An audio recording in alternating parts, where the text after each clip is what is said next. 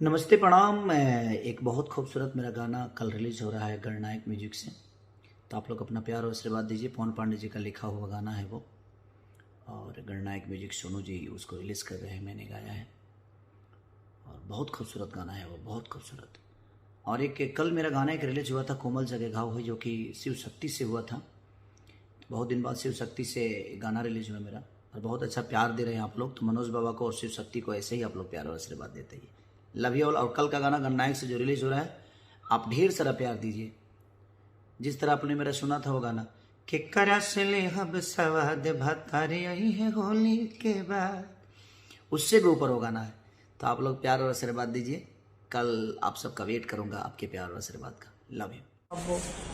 तो उसने मेरे विरुद्ध कई ऐसे चापलूस कवियों, गायकों, भाटों, चारणों की पूरी फौज उतार दी है।